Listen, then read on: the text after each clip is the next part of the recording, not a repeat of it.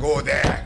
You are a technocrat. I mean, you can speak to whether or not it was appropriate or inappropriate for that to occur. Would you have done that as a permanent secretary? Politicians get the information from wherever source that they can.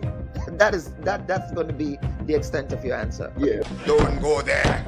There's a lot of noise around the data protection bill that, in my respectful view, is not warranted. I was one of those making noise, and it's simply because I was concerned about that specific section 33. Don't go there. Are you going to be offering yourself up as political leader of the party?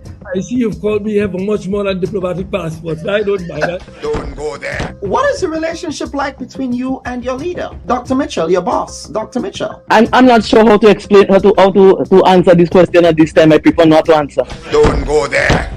They said that you approached the bank for the loan before the election and that it only materialized after the election. There are also conflicting reports around the quantity of monies that were received. What is the reality here? People try to extort the truth and to make all kinds of things about it. I just stay quiet. So if you notice, I was really and truly quiet about the whole matter. Well, except with not with the New Today newspaper. The New Today newspaper reported on this. So I'm not sure you were quiet on this. Go ahead, Honorable. Go ahead. Well, I'm just trying to answer your question, right? Don't go there. I think we just spoke at length about the regularization framework. So yes, we did. But let us talk, Prime Minister. Let us talk about the workers who are dismissed. The Bubb Report. We go there. Hello, everyone. I am Chantal McGuire, the local-bred Grenadian actuary and asset liability management expert. Are you satisfied with your current finances? Are you curious and constantly looking for ways to make additional income? Join me on the Bubb Report as we strive to empower you, our valued audience, to become more financially literate and help evolve Grenadians into a mindset that's investment-focused and entrepreneurial. Literacy is about freedom. It's about being able to control your money and not letting your money control you. It's about foresight for a brighter future. Our core mission is to promote financial literacy and share money-generating opportunities for everyone. Join us on the last Sunday of every month, starting July 30th, as we strive to provide the keys to financial freedom.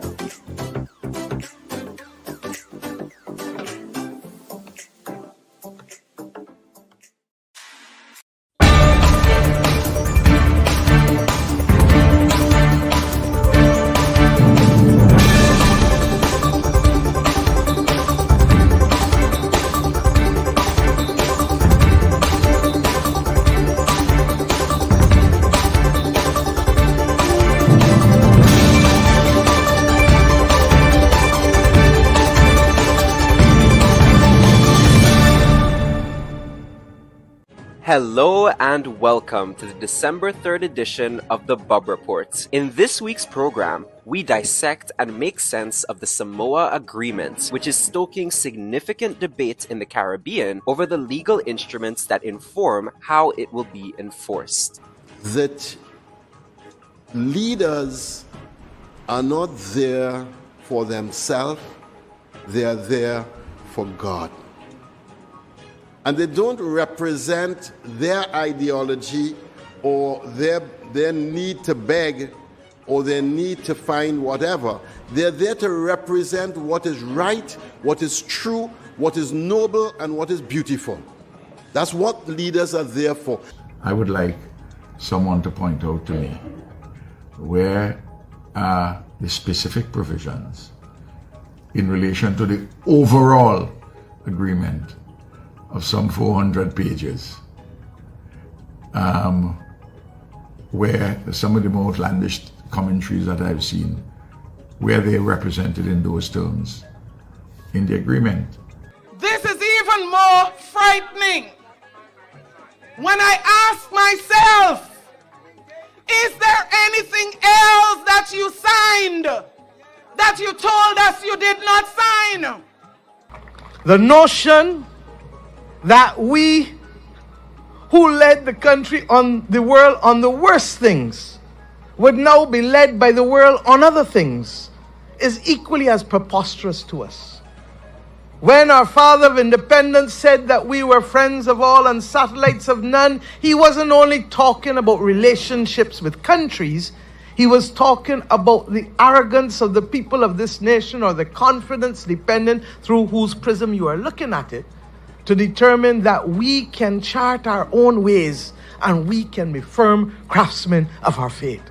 The ACP-EU partnership traces its roots back to the 1975 Lomé Convention, which established a framework for cooperation between the ACP states and the European Economic Community, the precursor to the European Union. The Cotonou Agreement, signed in 2000 in Cotonou, Benin, replaced the Lomé Convention and is a comprehensive partnership agreement between the ACP states and the EU. It covers a broad spectrum of areas, including development cooperation, trade, political dialogue, and economic cooperation, with the EU providing substantial development assistance to ACP countries. In April 2020, the ACP group of states officially changed its name to the Organization of African, Caribbean, and Pacific States. This change aimed to better reflect the organization's identity, purpose, and the diversity of its member states. Recently, on November 15th, 2023,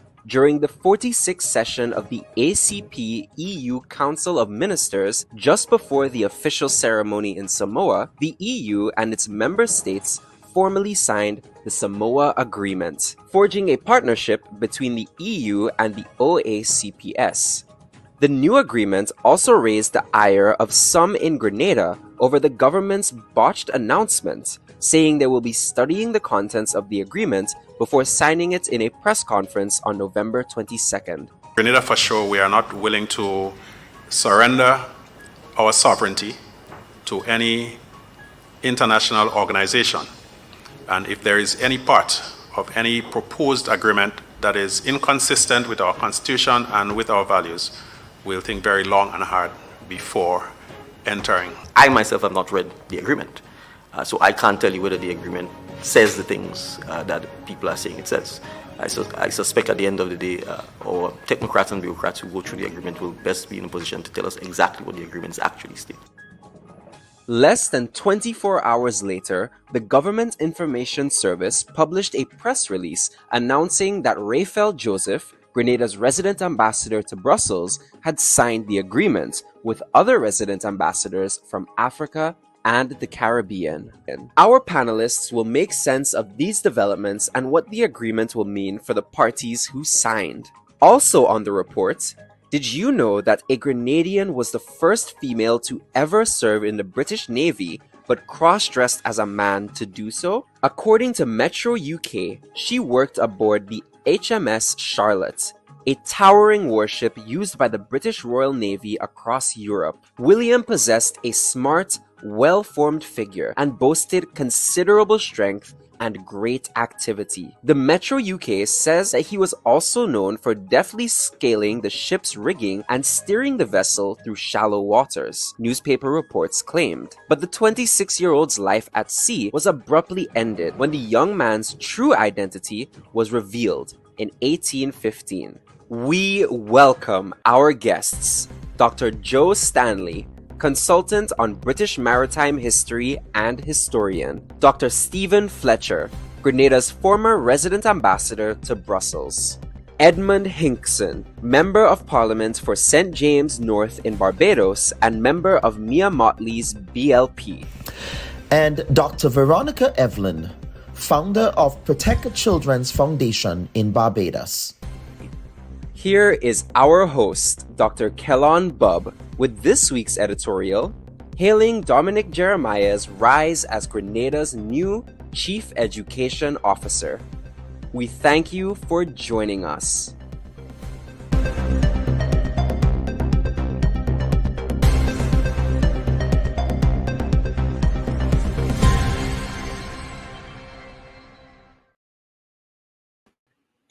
A pleasant good morning to our viewers and listeners, and we welcome you to this week's edition of the Bubb Report.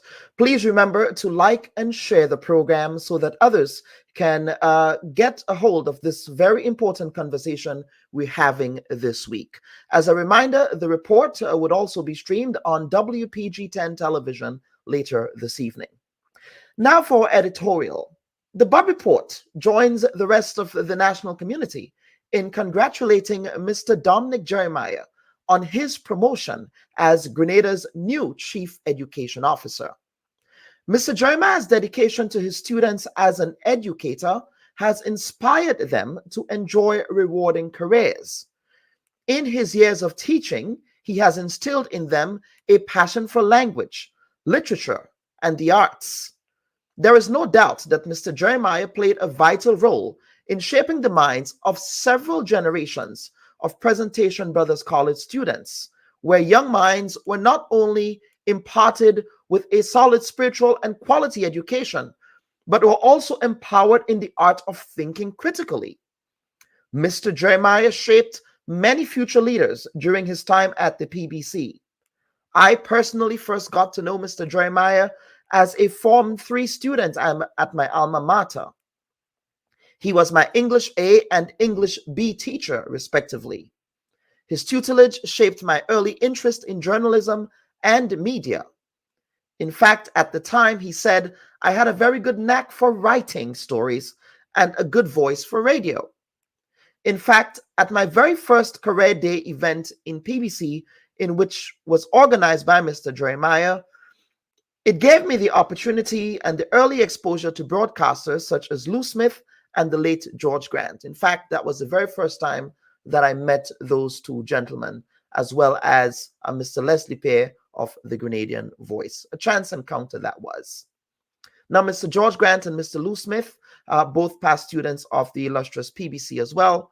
And that early exposure certainly set me up for a future career in media and communication.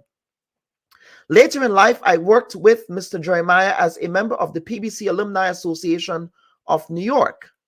As an alumni body, we were able to see Mr. Jeremiah's passion come alive for the institution by making impassioned appeals for us to support the continued development of the school.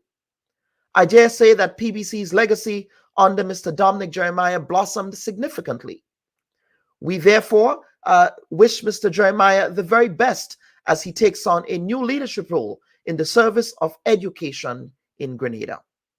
And finally, before we get to our first segment this week, we take this time to extend our deepest condolences to the family of the late Joy Lambert of St. David, who at the time of her untimely passing last week in New York was a teacher at the Corinth Government School. The school in the St. David's community, the school and the St. David's community, that is, lost a stalwart in education and a true believer in the power of education as a tool for liberation. I remember her brother and my dear cousin Eric Ambrose at this difficult time, who supported his dear sister with grit and courage during some very dark and difficult days for the family. May we take comfort in Joy's towering legacy as a selfless mother, community servant, educator, and trailblazer. May she rest in peace, and may her memory be a blessing. And at this time, I'm happy to welcome our panelists for this week's edition of the Bubb Report. I have Dr. Stephen Fletcher, who is a public policy analyst, but he was also Grenada's former ambassador to Brussels. I also have Dr. Veronica Evelyn, who is an active member of the Barbados Civil Society. And I also have Mr. Edmund Gregory, MP. He is a member of parliament in the current Barbados Parliament as a member of the Barbados Labour Party government. He's not in cabinet, but he is a current member of parliament. So, ladies and gentlemen, I wish to welcome you to this week's edition of the Bubb Report. I'm happy you can join us. And by the way, for our viewers and listeners, Barbados celebrated their independence last week. So, Dr. Evelyn and Mr. Gregory, happy independence to you and the wonderful people of Barbados. Welcome to you all. Thank you. Thank you, Keelan. And my name, of course, Edmund Gregory Hinkson. Edmund Gregory Hinkson. That's right. Absolutely. Yes, panelists, we are here to discuss the Samoa Agreement that has been making the rounds in respect of public discourse. And here on the Bubb Report, in the interest of balance, we do believe in bringing all perspectives together to ensure that we can ventilate those issues correctly. Dr. Stephen Fletcher, I want to begin with you. Now, in St. George's, the week before last, the government of Grenada indicated that they had to study the agreement before signing the agreement, only to learn 12 hours later that the agreement was actually signed. Now, you, in fact, was Grenada's ambassador to Brussels. Can you talk about the role of an ambassador in representing the government, signing agreements on behalf of government? Isn't the case that they have to receive instructions from central government at home before going into any kind of bilateral or multilateral agreements on behalf of the state? All right. Thank you very much, Dr. Bubb. But I must say that your voice is sort of going in and out on my end. So you're coming up very broken in your deliverables. But I sense the question you ask is relates to the process by which countries sign on to multilateral agreements. Yes, is that the core of your question? Yes, that is correct. Great. So let me say this: that firstly, let me put on the table that the fact that this Samoa Agreement is probably one of the most comprehensive agreements that has been signed at the multilateral level.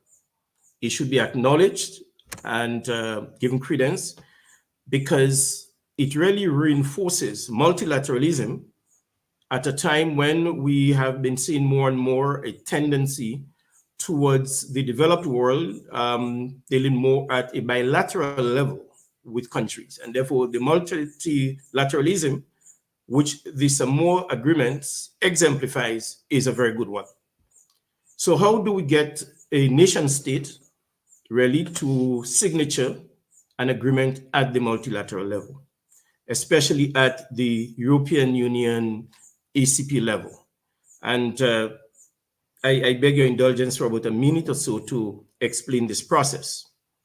And I will draw very much on my own experience while in Brussels, where I participated in negotiations for over 4 years with the European Union on different issues, especially the third revision of the Cotonou Agreement.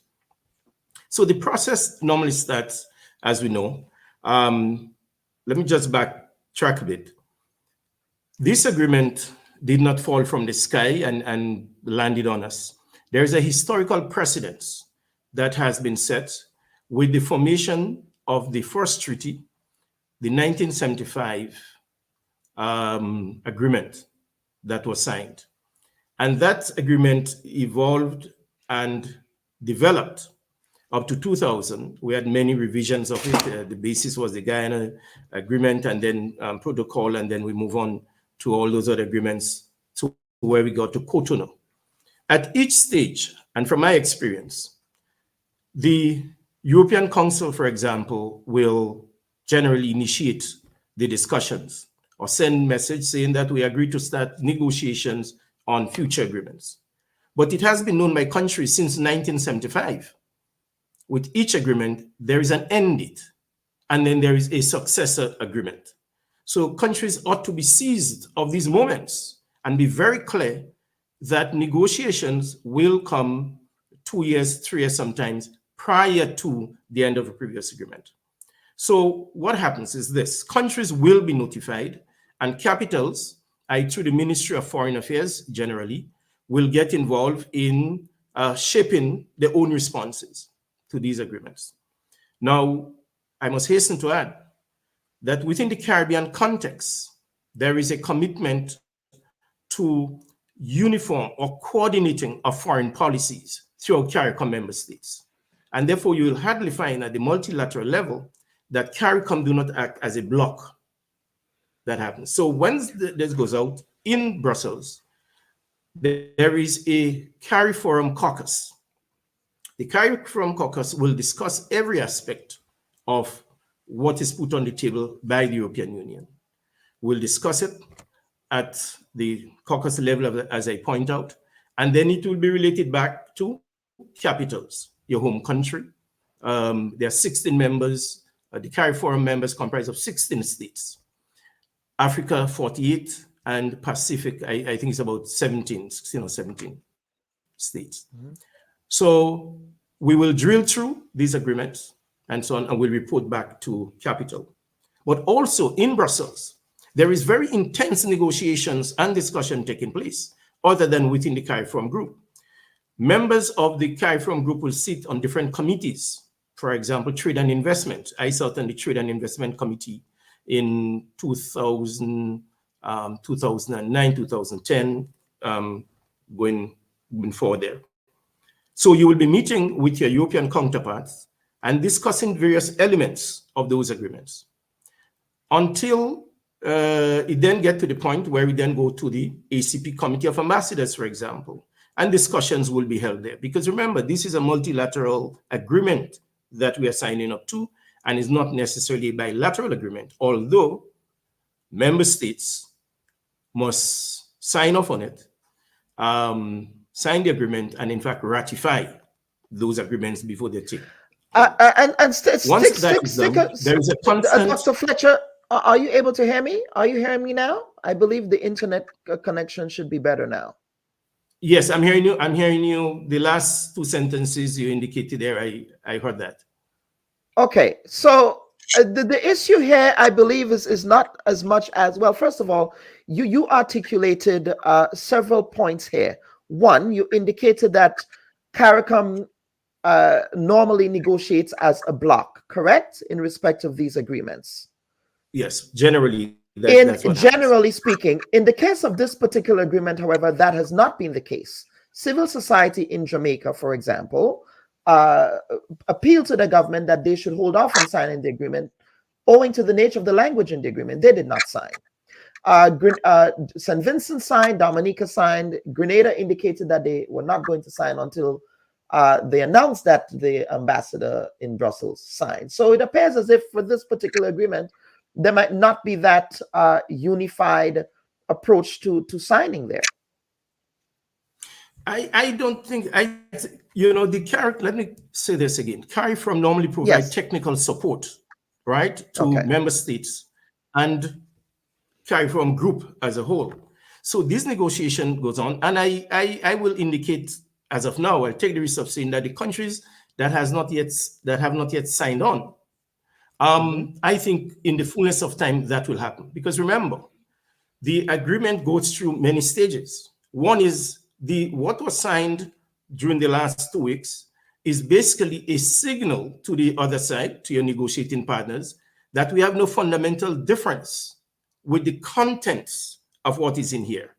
And in truth and in fact, when you look at Article 10, it really reflects content that have been in previous agreements, right? Lomé, Cotonou, and so on, which capture the issue of human rights and gender equity, right? So that is there.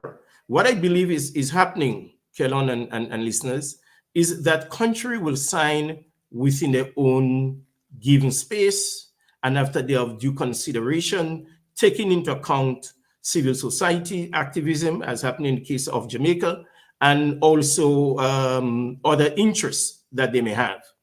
However, the agreement must be ratified, Kelon, and I think this is where the discussion probably has to take place, in that having signed on the agreement, having initial and indicate concurrence with the agreement, the next stage in the process is really ratification. Because all global agreements, all multilateral agreements generally has to be ratified by the parliament. So a country can sign pending ratification. A country may hold off because they have specific interests that has come to light, right, prior to signing, or just when they're about to sign, and they want to give the citizens time to participate, engage, involve, and so on in some level of discussions. But may I hasten to add that having read through most of the agreement and the pertinent articles in particular, I do not see this agreement imposing any new laws, any new regulations and restrictions that we as a society has not supported over the years. The issue of human rights and the issue of discrimination does not, and does not endanger us in any way, form, or fashion. Stick a pin there, Dr. Fletcher, because I do want to bring in our next guest, Dr. Veronica Evelyn, who is a communications consultant. She's also a sociologist and the owner and director of Protect Inc., which is a Caribbean regional consulting firm that undertakes developmental research in the areas of education, public health, and social services. She has special interests in HIV and AIDS research, a field in which she has worked as a behavior change communication specialist for many years. Dr. Evelyn, welcome to the program. You've heard the way that Dr. Fletcher has teed up the context of the agreement. He's saying that it still has to be ratified, that it is not legally binding, that the language is consistent across all previous agreements, that it follows that particular thread. Why then is there a concern by some in civil society that it is different from the previous agreements? And welcome to the program again. Thank you very much.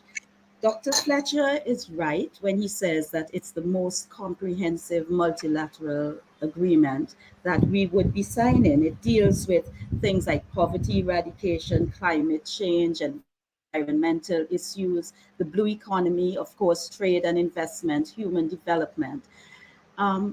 What I would like to say is that there is a difference between cooperation between countries and enculturation.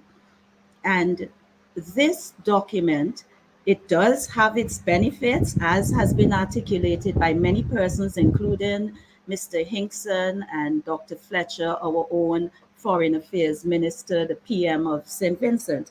It does have its benefits. The problem is not the benefits. The problem is that it does not, this 403-page document has no glossary, no section on definitions. The only two definitions that are in there are found in Annex 1, where it talks about the definition of requesting state and requested state. Now, why is this a problem? It's a problem because, again, I go back to Dr. Fletcher putting it in context, and I would like to broaden the context a bit. We are in a Western world that has now changed and is changing rapidly and sometimes radically its views on gender and sex. And the question for us as a Caribbean people is, where are we going with this? Do we buy into it or don't we? There is no, and I would like to suggest that there be a Caribbean sex education protocol for schools, because if we had something like that, we could present it to the EU and say, this is where we stand. Now, how would the Samoa Agreement articulate with this? And it is extremely important. I would like, if you would allow me, to read now another thing about the Samoa Agreement, and it is not so distinct it was not in the Lomé Convention, it wasn't so distinct in the Cotonou Convention. It actually binds you. It mentions scores and scores of international instruments. My particular concern as a sociologist, as someone working with HIV and AIDS, former guidance counselor, family services officer, my concern is with that whole aspect of sex and gender, and I go to section 48.7, which binds us to the Beijing rules, to the International Convention on Population and Development, and to the Montevideo Consensus. Let me read what section B 12 of the Montevideo Consensus says, and you will understand why there is a concern. Now, you did a clip of our Prime Minister saying that we are not going to be, that we are not under the tutelage of anyone, and we will do our own thing. But the Samoa Agreement is legally binding. And therefore, the documents which it embraces and which it promotes will become legally binding via the agreement. Right now, the Beijing Rules and Platform for Action, that's not legally binding, neither is the Montevideo Consensus. But once we sign, look at where we're going. The Montevideo Consensus says that parties agree, and I am quoting direct from section B12, implement comprehensive, timely, good quality sexual health and reproductive health programs for who? Adolescents and young people, including youth-friendly sexual health and reproductive services with a gender, human rights, intergenerational, and intercultural perspective, which guarantee access to safe and effective modern contraceptive methods, respecting the principles of confidentiality and privacy. And listen to this, please.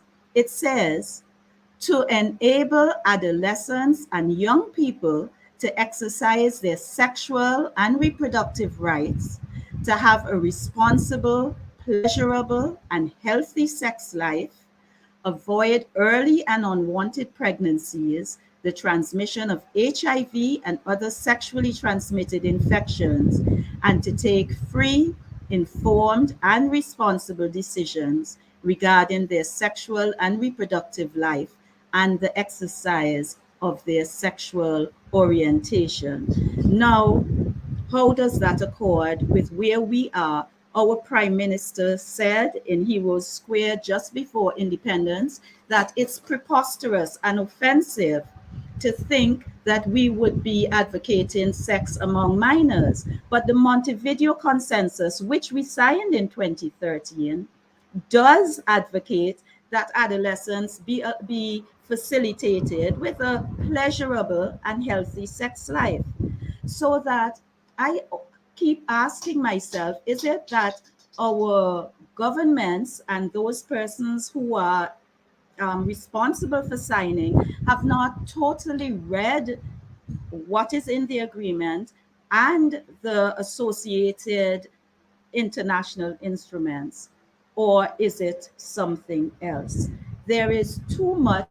All we are asking, now we are a maturing society, and the problem, Dr. Bubb, is this. Previously, everything was on the basis of trust. Our governments went to these conferences and so on. We signed the conventions and the treaties, and we trusted that any international agreement was in the interest of us, small developing states. Our populations trusted that their governments would be doing what is right and in our best interest. However, over the years, we have matured. We are a much more questioning people. We have learned not to trust everything, especially if it comes from certain quarters. And that is the problem. All we are asking for, and I will end here, all we are asking for is that, according to our foreign minister, it's an equal partnership, and we can speak to the EU. So let's speak to the EU. One, for a 403-page document, let us get a glossary and a definition, a section on definitions. If they can't do that, at least ask them, what does gender mean? And clarify where we will have assurances. Now, Hungary held up this treaty for 2 years. For 2 years. one on migration labor issues, and two on this whole sex education thing. And they did not decide to go through with it until June, when they received assurances from the EU that matters of labor, sex education, and so on would remain under national authority. This is all we are asking for the Caribbean. Yes. Okay. So what I hear you saying here is that the assurances that the EU has given to Hungary are not the same assurances that you believe they have given to ACP states. We have not been told that. Another concern I have, but I guess Mr. Hinkson, who's a lawyer, would be better able to say this. There is a general part, and I have read the entire document, and I've read it more than once. I have not read the African or the Pacific protocols. That's not my concern, but I have gone through with a fine-tooth comb the Caribbean Regional Protocol and the general part. So that, oh dear, I'm losing my trend of thought. Could you go over your question? No. But no. The point is, the point I'm making is, you said that Hungary, they held up the process because they wanted those assurances around sexuality and gender, as well as labor and migration, which is a major issue in the EU. But you said that the EU was able to give them assurances in the context of that agreement. So the question I was asking you is, in respect of the Caribbean, how do we know that those assurances were not given to Caribbean states as well, who perhaps expressed those concerns? Yes. If our foreign ministers had told us, we would be very happy to know that those assurances were given. Another concern of mine, but I really don't know if it is legitimate because I'm not a lawyer. We have the general part, which refers to everybody and has the general principles and so on. Then there's an African regional protocol, a Caribbean regional protocol, and a Pacific regional protocol.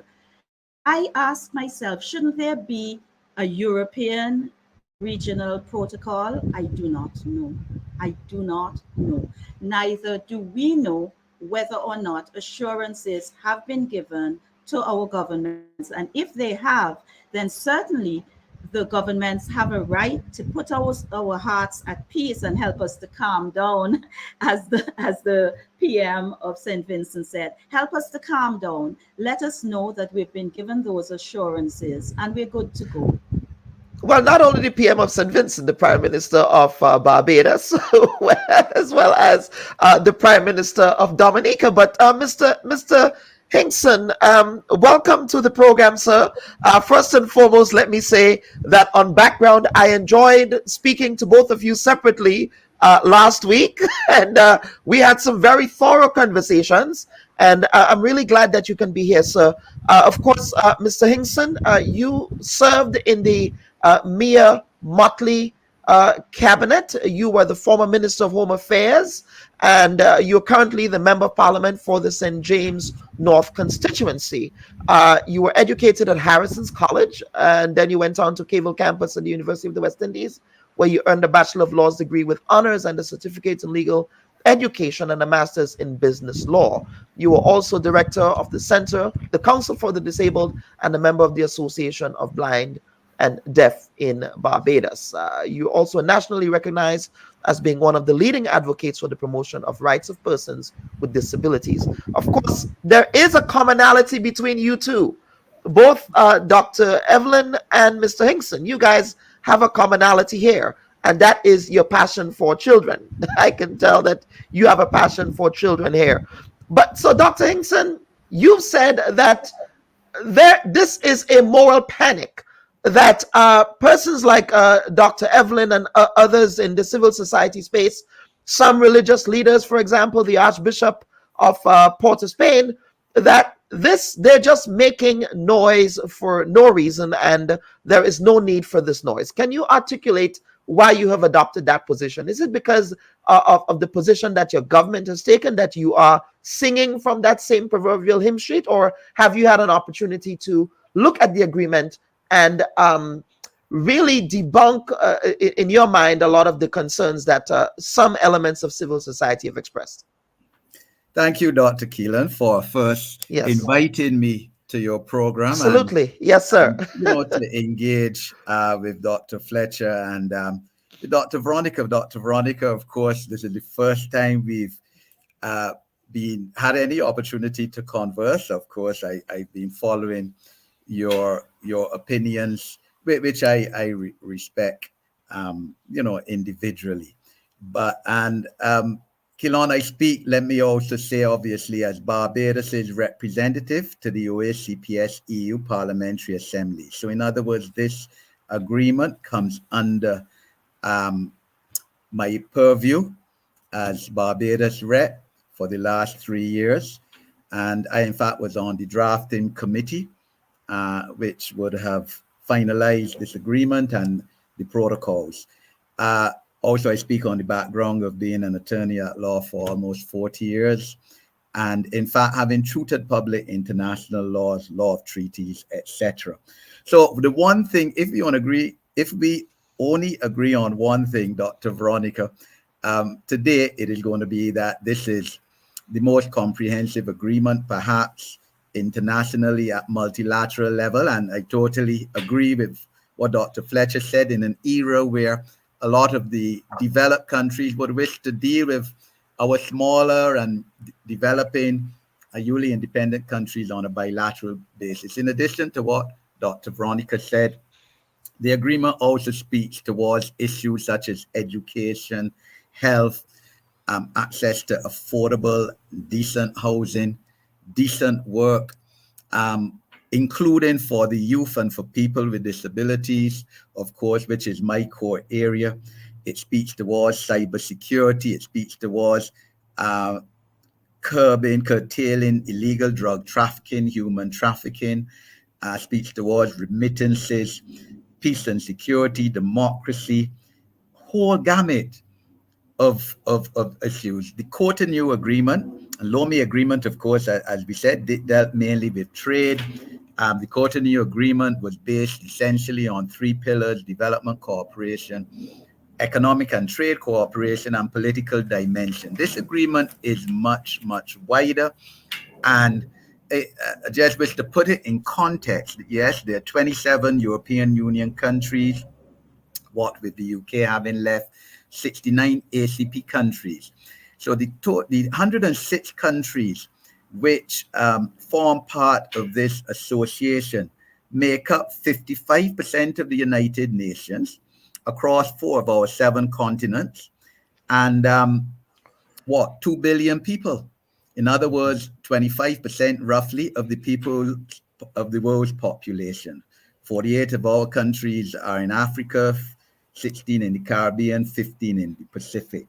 And Dr. Keelan, I just want to correct a statement that you made that countries in the Caribbean, CARICOM, have not agreed or agreed on block to it. That is incorrect, because in April 2021, all the Caribbean countries initialed this agreement, the draft agreement, which has not changed essentially from what it was 2.5 years ago. In fact, all the ACP countries initialed this agreement, or it was initialed on their behalf. So that isn't really correct. And as I said, just to piggyback there, I just want to be able to put this in context. You're saying in April of 2021, all countries in the Caribbean initialed this agreement. That is correct, sir. Okay. That is correct.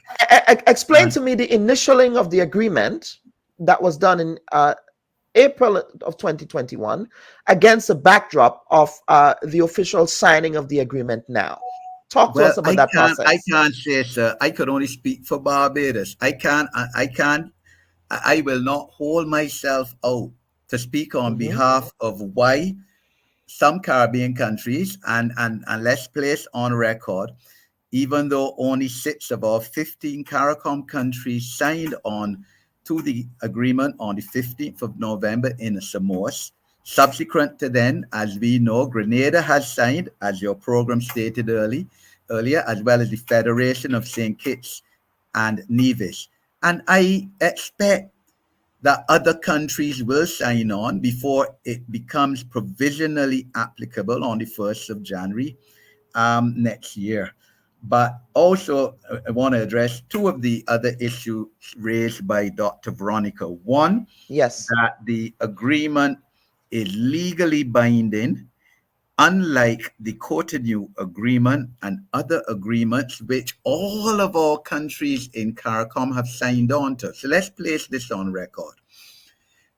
The Beijing Declaration, which has been mentioned, and Program of Action, Policy of Action, 1995, in other words, 28 years ago, 188 countries out of the 193 countries in UN signed that Beijing Declaration, including all of our CARICOM countries.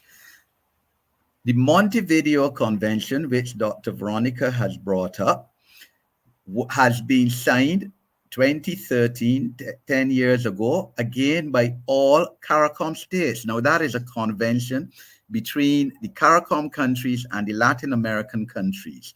In other words, it's not as wide as Beijing or as Samoa.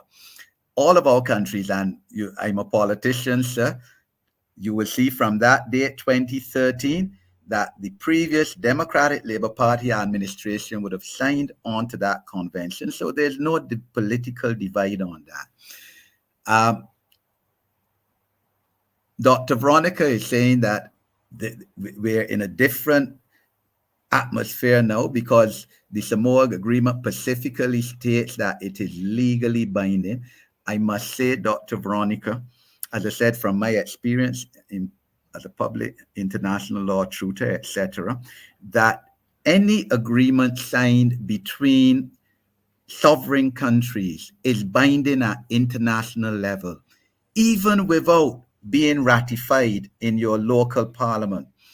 Your ratification in your local parliament allows it to be enforced in our local parliament, but you still have binding legal obligations at international convention.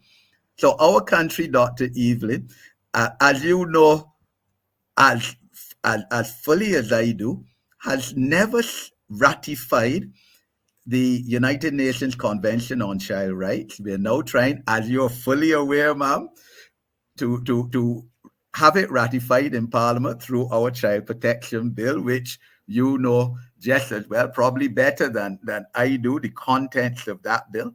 But we still have obligations at the United Nations and at international level.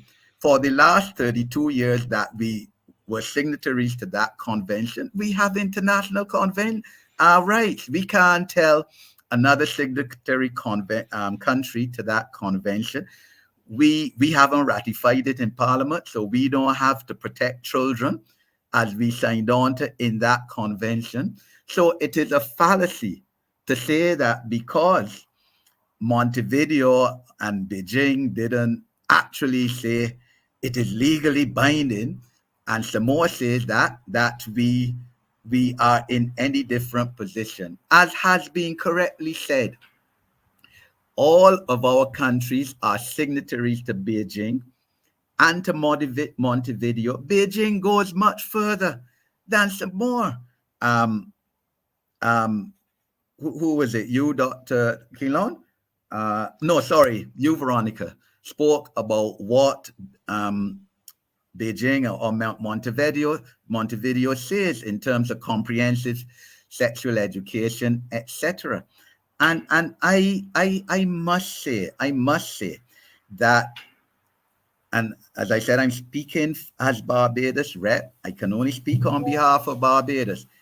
A question of abortion and the ability legislatively for a woman to have full control over her physical body in terms of whether she wishes an abortion or not is not an issue in Barbados. It may be an issue in Trinidad and Jamaica, which still criminalizes women on statute books for getting an abortion.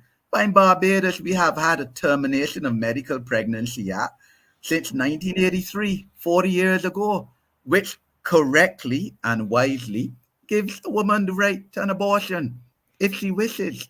No male-dominated parliament can tell any woman in Barbados what to do with her physical body. So if we have to part company there, Doc, we will part company. And it looks like this will be the point of departure, Dr. Evelyn. But what I'm saying, Kilon, yes, that is not on the table here, because Barbados fought that battle and we won it for abortion rights for women 4 decades ago. And we can't go back there. So you can bring that argument to Trinidad or Jamaica, not to Barbados. Or maybe Grenada as well. I just wanted to say on Evelyn's, is abortion legal in Grenada? Kilon? No, it's not. It's not. No, No, it's not. No. Yeah. And like I said, I'm speaking for Barbados. Correct. On Evelyn's issue, as to the agreement having no glossary and no definition, there's nothing to be scared about with that. Veronica, the Samoa Agreement, as you correctly said, speaks to the Charter of United Nations, speaks to the Universal Declaration of Human Rights, speaks to addressing other human rights conventions, which all of our CARICOM countries have signed on to. On becoming independent, all of our countries signed on to the UN Declaration on Human Rights and the Charter of UN. Barbados did so on the 9th of December 1966 on becoming a member of the UN. So human rights is something that when you see it, you know you don't have to define human rights. The Samoa Agreement refers to these agreements and says that these agreements are applicable to the countries that will sign on to Samoa. So you don't have to define these issues in terms of gender and gender neutrality and gender identity, for which you said, Kilon, and correctly quoted me, where I'm saying that there's this moral panic on.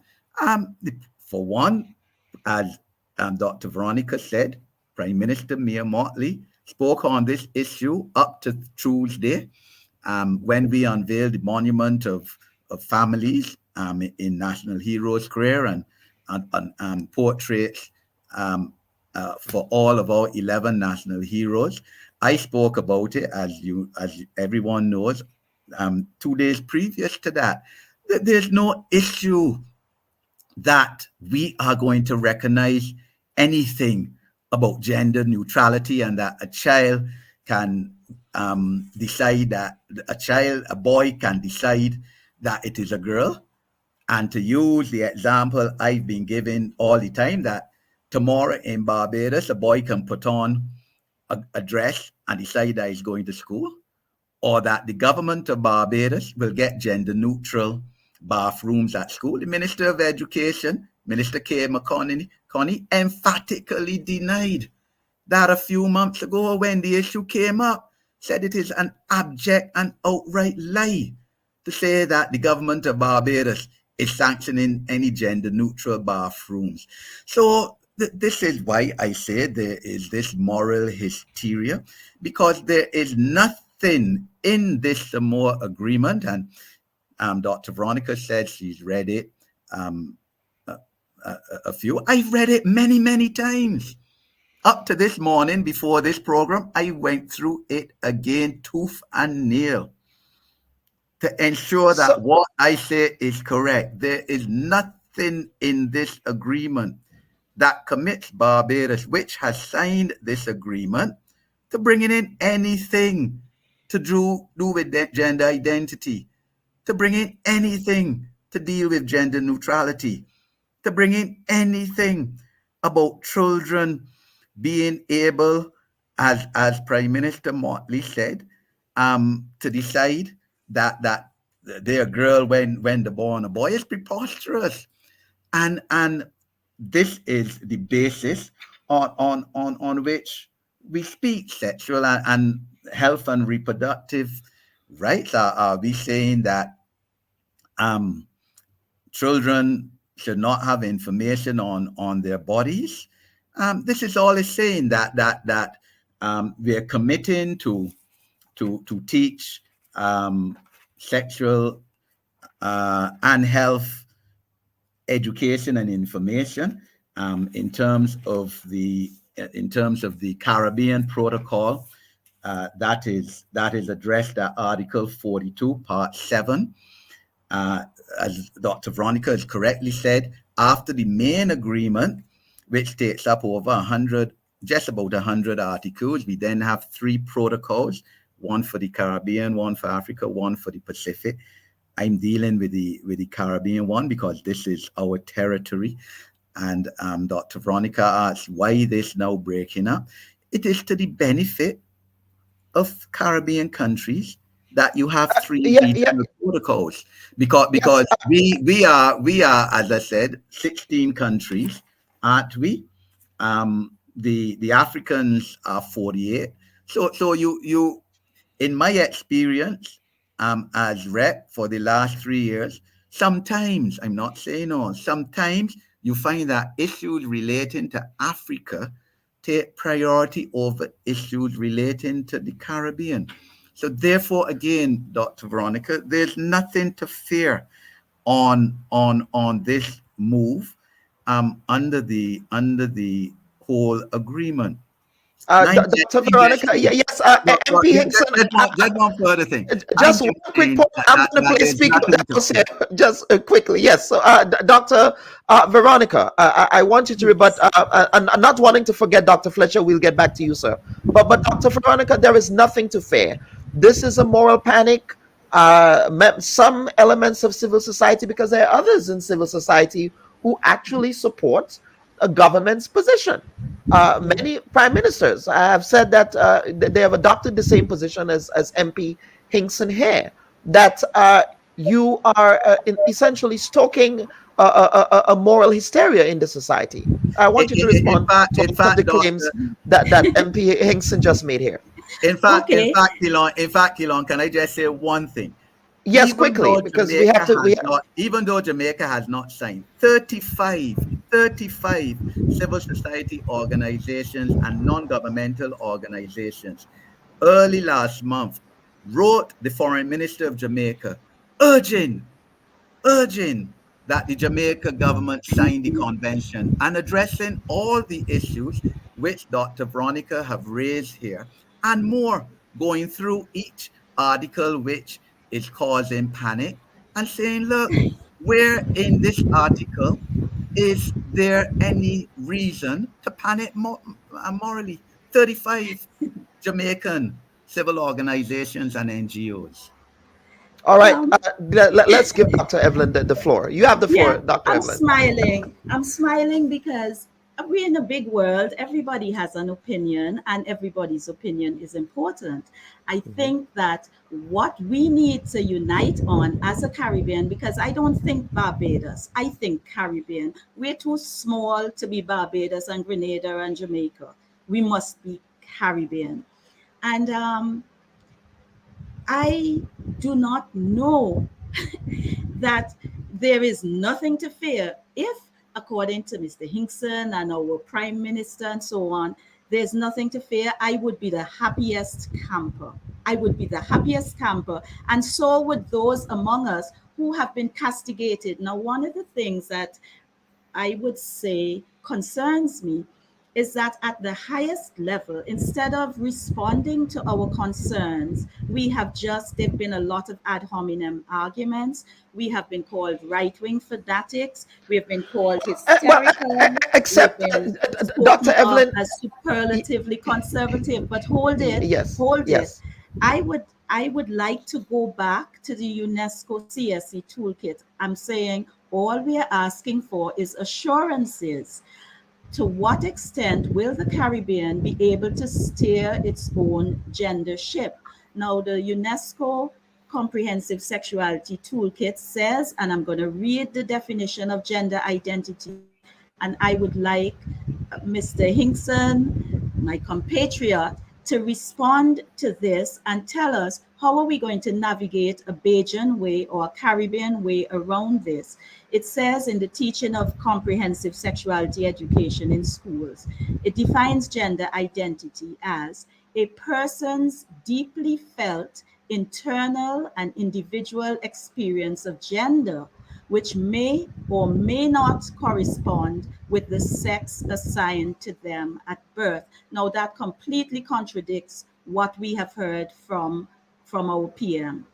This includes the personal sense of the body, which may involve, if freely chosen, modification of bodily appearance or function by medical, surgical, or other means. Now, I would really like to know whether or not this pertains to the Caribbean. To what extent will we have the ability to teach that gender is male and female?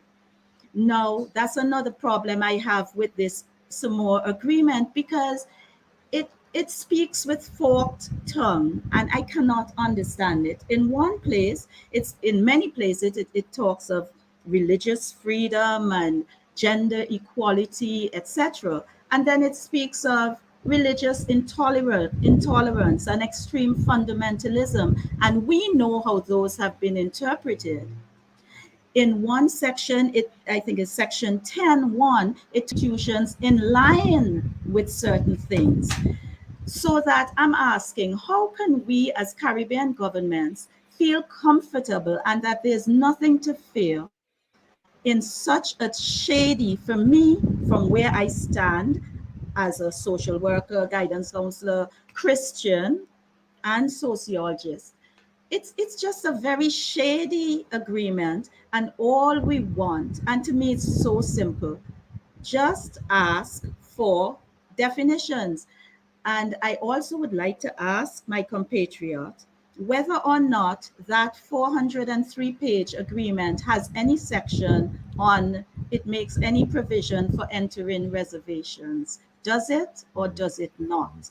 If not, why not? Dr. Fletcher, I'm going to bring you back here because you have been at the forefront as a diplomat.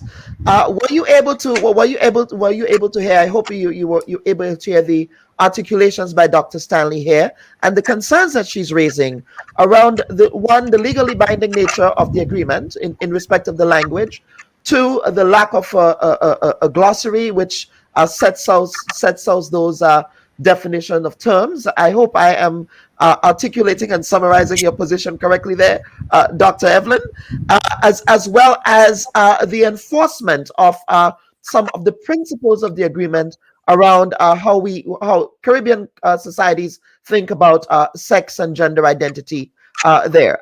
From putting on the diplomatic hat, Dr. Fletcher, what would be the mechanics of ensuring that sovereignty in the Caribbean is maintained against this backdrop?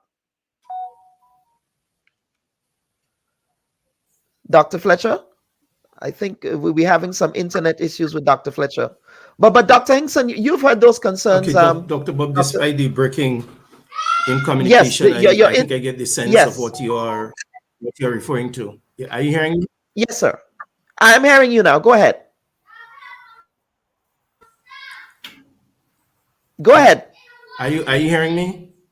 Yes, we are. Go ahead, Dr. Fletcher. We are hearing you. Okay, so let me proceed. It's been a good discussion. It's been a good discussion between my two Barbadian counterparts. It was good listening to the exchanges that went on. But let me make the following points, Dr. Bob and your listeners and viewers. No multilateral agreement overrides that a country may decide to change some legal aspects to fit into or to access certain agreements. So the fundamental principle that we should establish is that no multilateral agreement overrides your domestic constitution. And I'm speaking here in my own capacity as consultant Stephen Fletcher. But let me also put at ease the following. Basically, Articles 2, I refer to Articles 2, 4, and 9. Article 4 basically provides that parties in the pursuit of the common agreement,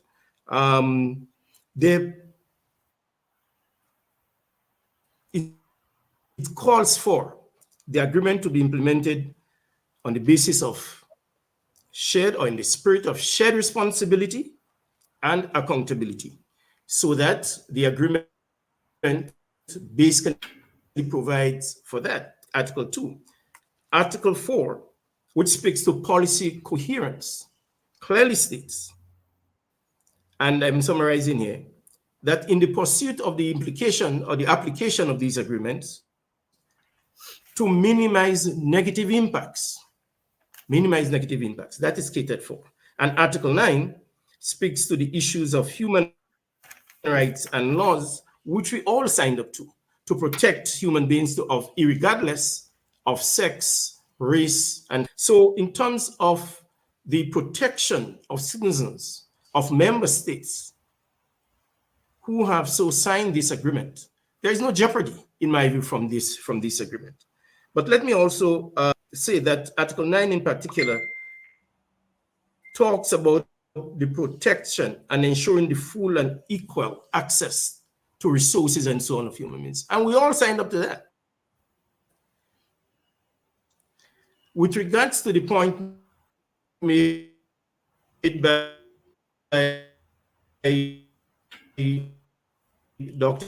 Evelyn regarding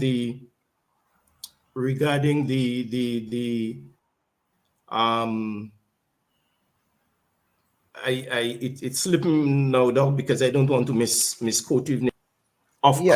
Concur that needs to be done. We need to have clearly that there's mutual understanding of what the agreements have said. And I'm sure our MP here, as a member of the drafting party, would have ensured that in the discussions that these definitions, whatever agreed upon at the time or in the spirit in which it has been discussed, does not jeopardize member states and its citizenry.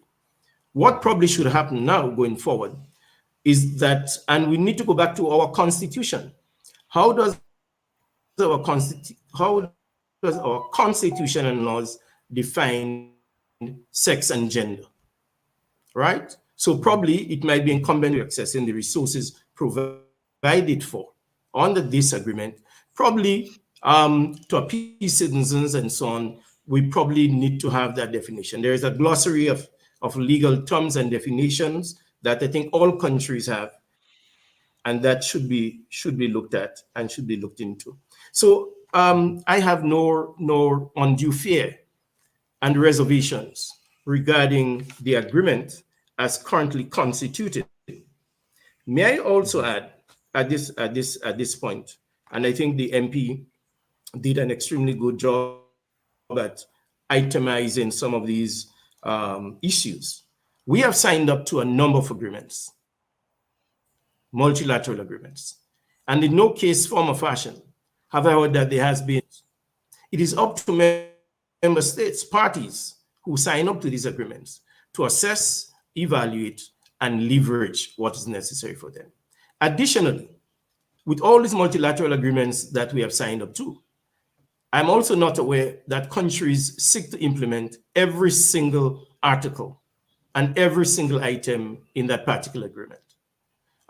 Countries basically will select what is best for them and move towards implementation of the aspects that they deem necessary. So there is no need for, in my humble opinion, for the panic that besets some Caribbean countries over this very matter. And let me make this point. But yes, Grenada, I think Barbados and some other CARICOM states have recently wrapped up and complete the Spotlight Agreement, the UN Spotlight Initiative, that seeks to remove and to reduce violence against women. Right? That seeks to, and this agreement, may I say, the Spotlight Initiative goes further legally, in my view, than the Samoa Agreement. Because the Spotlight Agreement, in fact, calls for, and there are 6 pillars, and pillar Barbados M.P. shaking his head I suspect in real agreement, that the Spotlight Agreement requires a certain age of marriage and so forth, right? Seeking permission from parents and so on for marriage of younger children, and moving the bar up to internationally agreed standards. This Spotlight Agreement was a good agreement as well, because what it did, it helped countries like Grenada to up its laws into the modern era. And that's fine, but it was not a definitive requirement that you must do what it intends to do and what it intends to work on. Finally, Dr. Bob, I want to say this, that the MP was correct, Hickson was correct, when he pointed out that the Samoa Agreement was in fact initial in April of 2021. Since April of 21, it was initial, which says that we are ready to engage the other party in discussions on this matter.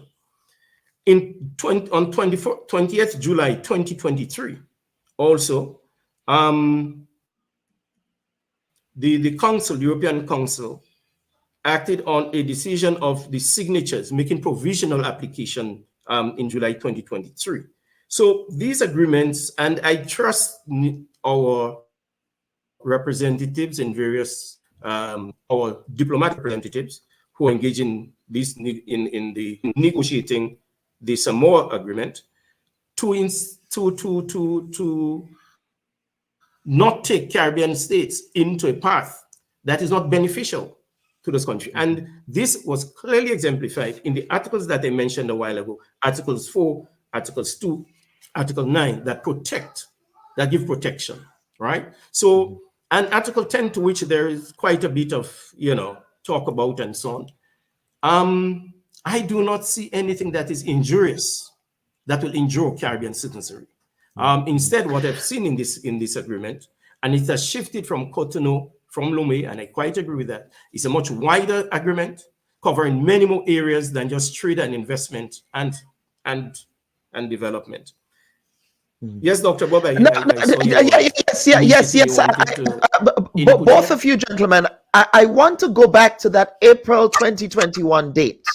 I really want to go back to that date for the benefit of the Grenadian audience, because the opposition in Grenada, they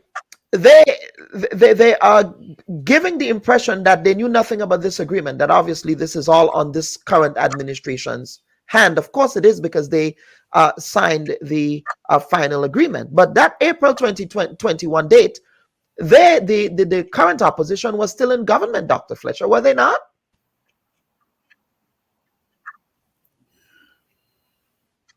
I don't think Dr. Fletcher heard that. Dr. Keylon, can I please, go ahead. Given the opportunity to respond, yes, you could appreciate, sir, I am not going to get into the internal politics. I'm not going to get into the internal politics of Grenada. Yes, please don't. Prime Minister got in trouble for doing that in St. Lucia the other day. I want you to get in trouble in Barbados for doing that. I'm a Caribbean person. I'm a Caribbean person, but when you look at April 2021 and you see who was in office, I don't have to speak anymore. I believe the then Foreign Minister, the Honorable Peter David, I may be wrong. Peter may have been holding a different portfolio, but he then... it might have been Oliver Joseph. Oliver Joseph was the Foreign Minister at the time, right. Yes. But yes. Honorable Peter Davis, and I go far back, we were at University of Ottawa together, in the early mid 1980s. So I'm not going to get into that, but I just want to address some of the issues which Dr. Veronica asked me to address. One, she spoke on the issue of trust, and I must say, I know that Dr. Veronica, correct me if I'm wrong and excuse me if I'm wrong, but I believe it's Psalm 118 said, "Put thy trust in the Lord, do not put your trust in man." But look, let's face it, we have to trust politicians sometimes. We have to. And I would only like you and those, of your organization to give us some confidence that we are not going to commit Barbados to some nefarious agreement that is going to undermine our family values, undermine our traditional standards, bring in a whole set of foreign concepts. Please give us that confidence. As you know, the vast majority of the electorate have done on 2 occasions now, 230 loves, and I mean previous governments too, that we are not going to consign Barbados to some immoral dump heap. The issue of reciprocity comes in because, Dr. Veronica, you spoke about Hungary, and correctly you did, that Hungary had issues with migration policy, yes, and that's why they held out for a while. But if Hungary got a concession that these sexual values, and we remember Hungary one time was in the Eastern Bloc of countries, the Soviet sphere, are not going to be fostered on them. Obviously, an agreement at international level is based on reciprocity. So that's going to apply to us too. So again, no fear. The issue of gender identity and what is that definition. Let's go back to basics. Article 31 of the Vienna Convention 1969, which again, all United Nations member states are signatory to, speaks towards that the interpretation of a treaty, interpretation of clauses in a treaty. The treaty shall be interpreted in good faith, first thing. So in other words, it can't be that any EU company can come now and blindside us and say, you sign some more, so you gotta allow a boy to go to school in a girl's dress tomorrow. We don't operate that way. It shall be a treaties, and this is public international law, the highest form of public international law, statute, Vienna Convention, interpretation of treaties in good faith, in accordance with the ordinary meaning to be given in terms of the treaty, that they call that the textual approach. So in other words, the ordinary meaning of this language, nothing is to be implied or inferred or to go on. And this treaty, when it speaks to gender, speaks to, for example, a woman should have the same rights and be treated on the basis of equality and non-discrimination as a man. It doesn't speak about any gender-neutral person to be treated with the same rights as a female or male. It speaks towards man and woman. So again, I ask, where are the provisions in this convention which are causing this difficulty among your group, ma'am? It is not in the agreement. And Ms. Singson, I just wanted to say one more thing. Reservations. Dr. Veronica, and wisely asked, and I appreciate that point. Good question. Why are there no reservations in this agreement? Ma'am, the Cotonou agreement didn't have any reservations. What this agreement has is Article 100, which allows the country to give 6 months notice that it wants to opt out of it. Article 100, yes, of the main agreement. Agreement may be terminated by each OACPS member or in respect of the EU and vice versa by 6 months notice. If you want to opt out, you opt out. But there are no reservations. That is not how these agreements are done. You can have your opinion as to whether that was correct or not, but that is how it is. Dr. Fletcher spoke about constitution. Of course, we put on the table that Barbados is going through constitutional reform. As I'm sure we all know, we have a constitutional reform committee arising out of our republic status. We became a republic exactly 2 years ago. And I just want to end this part of my intervention by saying, look, because as Dr. Veronica has said, even though I'm Barbados rep, I'm a Caribbean person. I am a Caribbean person. My mom is a Guyanese. My parents met at Mona University in Jamaica. I love my Caribbean. And I think that the Europeans must be laughing at us now Because in April 2021, we all said, let's go forward with this agreement. Let's all go forward. And it was Europe that was holding out because they require consensus among all 27 member states. Hungary was holding out first, then Poland. Poland more recently held out. And it is thought that both of those were holding out because they wanted some concession from the EU in terms of tax, in terms of access to, I think, wheat in terms of Poland. So they use it as a bargaining chip. Nothing to do with Samoa Agreement. And they got concessions from the EU to come on board. And now that all 27 on board, we know dividing and ruling. A continuation of the divide and rule that for centuries, our Caribbean, African, and Pacific countries were under, and allow the colonialists, the 8 colonial countries from Europe, to rule us, to mistreat us, to fester tremendous atrocities on us, to commit us to the most inhumanitarian measures ever buttressed, ever done to members of the human race over centuries of slavery and continuing after slavery too. And the Europeans must be saying, but look, but these countries are not serious. They told us they're ready to sign in April 2021. We come now, 2.5 years after, sign on, and then some of them saying they're not signing. But these are banana republics. And that is my fear as a Caribbean person.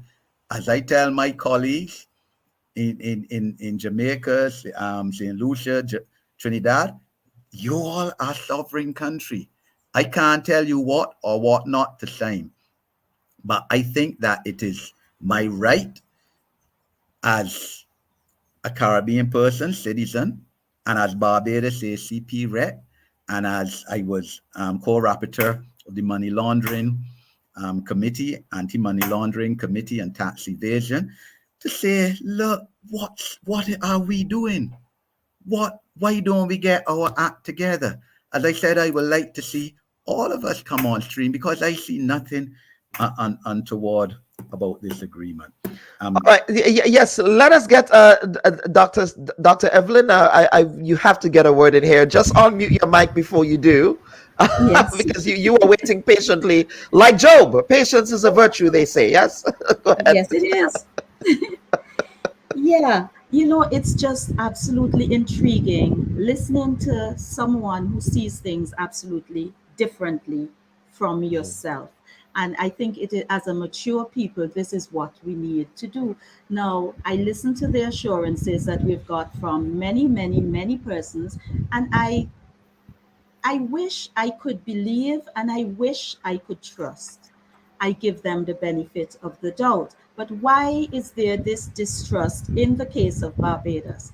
In September 15th, at what would turn out to be the last throne speech, our government gave as a rationale for acknowledging same-sex civil unions. She said Barbados does not trade with itself, and we cannot afford to come into disrepute in the area of how we treat human sexuality. She said, on this matter, the world has spoken. Well, the world was just the developed countries, 34 countries that had signed. When you say she here, you mean me and Motley, correct? So just a moment. Yeah.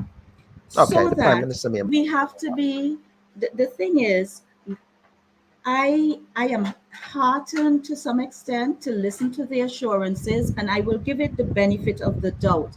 But I still think of Chamberlain, the British Prime Minister, September 1938. He spoke with Hitler and he came back triumphantly. He said, we have peace. 1 year later, in September 1939, he came back to the public and he said, we are at war. When I was in fifth form, I did Shakespeare's Macbeth, and one of the witches said, security is mankind's chiefest enemy. I do not want to be us to have any false sense of security. I would love our security as a Caribbean people to be real and to be grounded. And it can be. All we need to do is to ask for definitions of gender. All we need to do is develop and flesh out our own definitions and our own sex education policy for school. And then we are good to go. Because yes, the Samoa Agreement has some good stuff about it. Accountability, yes, but it goes a little too far.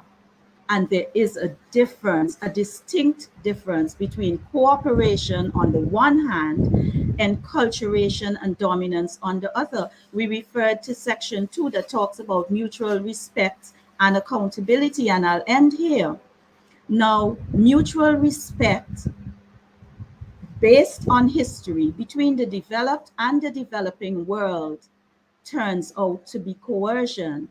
When in 2016, the UN had the great basa about getting a UN individual expert, what happened, and I wrote a letter to the press about it. Sir Alan Duncan in the British House of Lords, he got on the floor and he talked about impoverished countries, and he said that they were going to instruct their ambassadors in every country to vote in the right way. And in November, St. Kitts and Antigua, which had voted one way with the African and Asian bloc of countries, by December the 19th, they voted the other way. And it was because of that the vote was passed. Barbados and 4 other countries abstained. This is the kind of thing that, as a sociologist, I'm very concerned about. We speak on paper of mutual respect, but there is no respect. We are seen as countries that need money, and we will do anything, or we are seen as probably doing anything to access those much needed funds. And that is the problem. Let us in this, and here's where I'd love to agree with you, MP Hinkson, let's go forward as a mature people. And on that note, let us ratify, but please let us be absolutely clear on this question of gender, and that it will not impose on Caribbean peoples, at the threat of trade sanctions, anything that will denigrate the family. That's all we ask, and it's a simple thing. Yeah, I think we lost Dr. Evelyn there for a second. But what we want to do, viewers and listeners, is that we are coming to the end of this important segment. This was a very informative segment. We lost you there for a quick second. The internet is one of those issues in the Caribbean that we need to work on. I hope there are some benefits in that agreement for broadband internet, folks. So what we want to do now, yes, we're going to take some quick viewer comments, and then we're going to get to the conclusion of the program, because we have to get quickly to the second segment. We have Joe Stanley waiting here, so we thank her for her patience and her indulgence. But we want to get to some of the comments from our viewers and listeners. LaQuisha Roberts, I believe LaQuisha Roberts asked a question. Let's see here.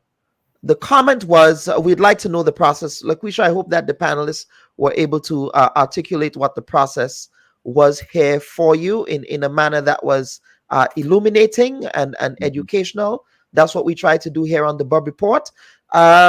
Let's get to some other viewer comments. Amanda Charles is saying, I don't think it's encouraging adolescents to indulge in sexual activity. However, because of human nature, some will indulge anyway. That's a general comment. Margaret Francis is saying, interestingly, the guest says, we now question everything, but it's funny how we don't question where and who the money is coming from when we come cap in hand begging every Monday morning. Bunch of hypocrites. Not sure the context there. Now, Meme is asking a question. This is a very interesting question. Were there any changes from the 12th of April 2020, the 21st of April 2023? I think you mean Meme, April 2021, to what we're currently signing. The experts here, Mr. Hinkson, Dr. Fletcher, were there any changes? Or is it sort of the same agreement from that 2021 date? MP Hinkson? It is essentially the same agreement, sir. It's the same agreement. There may have been an insertion in terms of observer status, you know, civil society having observer status at, you know, meetings, conventions, but on the fundamentals, it's the same agreement, sir. Okay. All right. We have another comment here. I've been listening to the conversation, and I think some of the opposition to the agreement is just a homophobic issue. And we are seeing it in Grenada with the opposition after they signed the same agreement, and now acting as if it just fell from the sky. That's some local politics there, my friends from Barbados. Not getting into that one. No, we don't want you to get in trouble, sir. With us in Grenada, okay? We want you to come and enjoy Oil Down. Let us get to Mr. Dave Ned, who incidentally is a member of the Caucus for Constitutional Reform, which is a civil society organization in Grenada. He's saying, what are the negative influences? In the context of Grenada, socialization was referred to the people at a national referendum and was rejected by the people in Grenada. LaQuisha is asking, I still want to know the process of an ambassador signing an agreement. Dr. Fletcher, I think that one goes right to your lap, sir.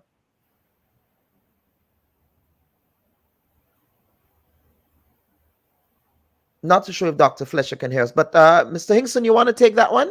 Yes, the process sure. of the mechanics behind signing an agreement. In other words, an ambassador cannot just randomly sign an agreement without instruction from their own countries.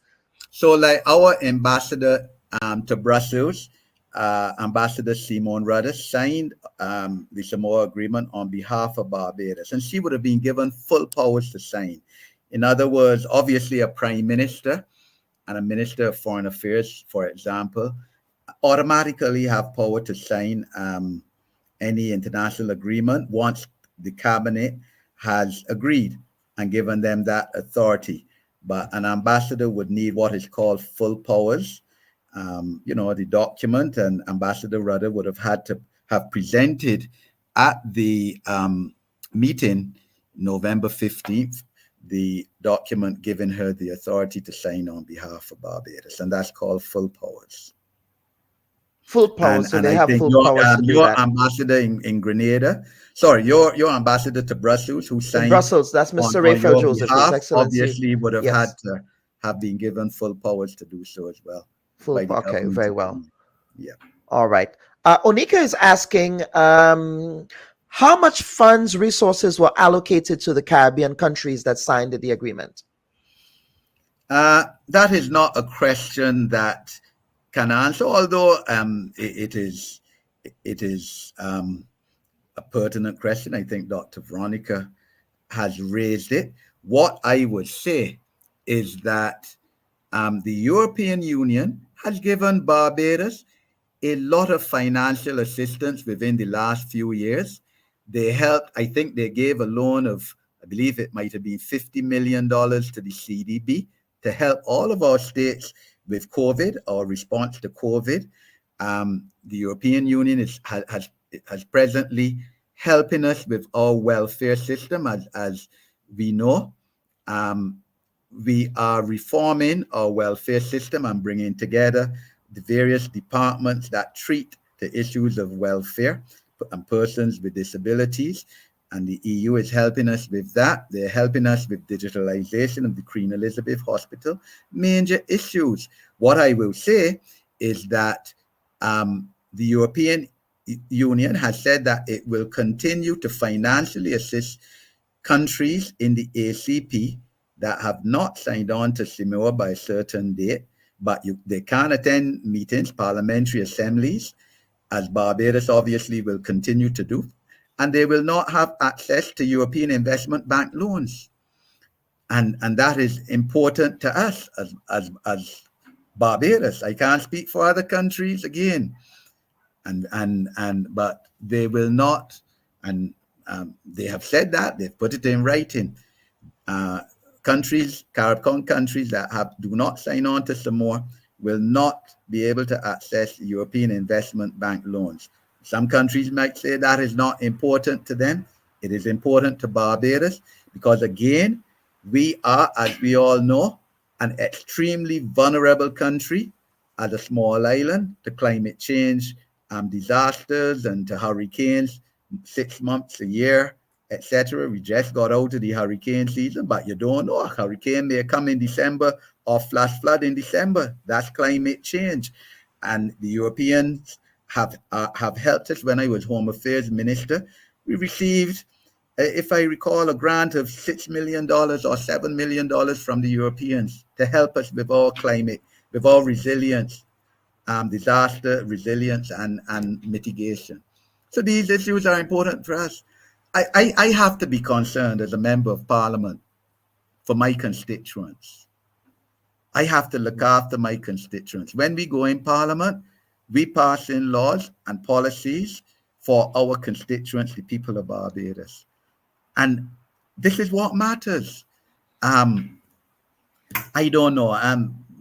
Dr. Veronica brought in the issue of the throne speech. Dr. Veronica, I believe you meant the throne speech last year, in February last year, or you might have meant the one in 2021, September. Sorry, Dr. Veronica, on mute. We can't hear you, Dr. Yeah, I think it was the last 2020 as Governor General. Yes, 2020. Right, the 2020, because you said 2015. Before Republic. So I wanted to correct you with that. But let me speak personally. I saw I was attacked seriously on Facebook. I think, quite honestly, bordering on defamation by a member of one of your similar organizations. I'm not frightened. I'm speaking personally. I believe in tolerance. I, as a Black person whose ancestors, for example, in South Africa, up to 30 years ago, were under an apartheid system. They were not treated as human beings. They didn't have a vote. Their wages were 1/6 that of white people. I, as a Black person,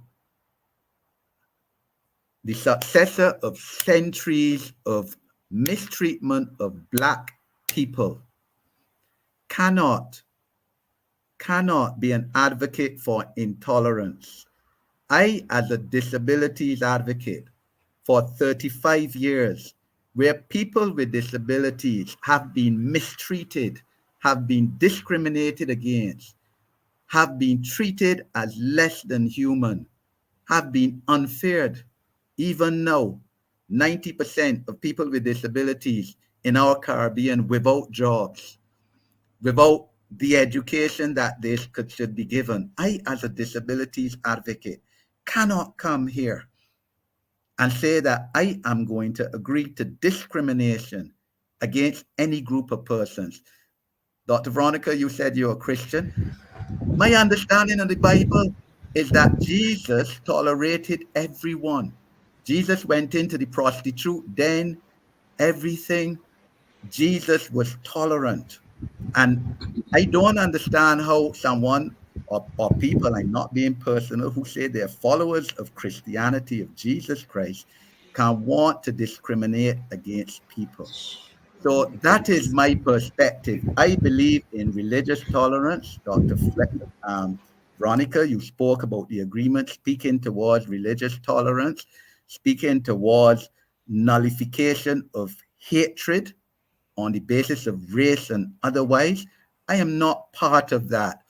And I take credence in the fact that Nelson Mandela, who I regard as one of the 3 greatest individuals of the last century, a lot of people don't realize that South Africa was the first country in the world to decriminalize same-sex marriage.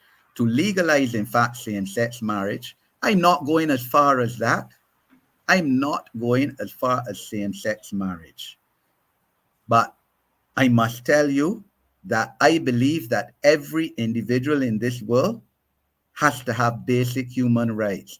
And I have difficulty with people who say that they're Christians, that they're followers of Jesus Christ, who are not willing to give certain categories of people basic human rights and basic fundamental rights under a constitution.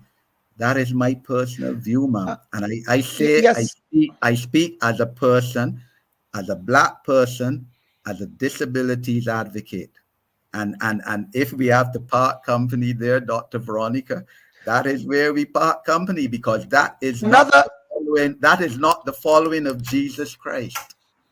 Another point of departure, Dr. Veronica, in the interest of balance, we have to give you an opportunity to respond on Mr. Hingson's articulations, but please unmute the mic first.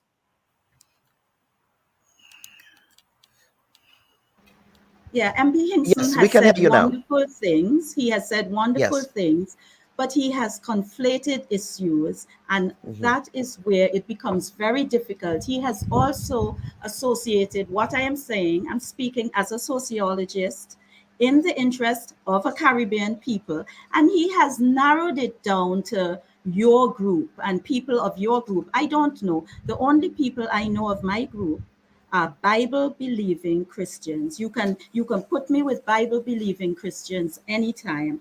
However, and that is the approach. You know, we demean the concerns, we dismiss them as hysterical.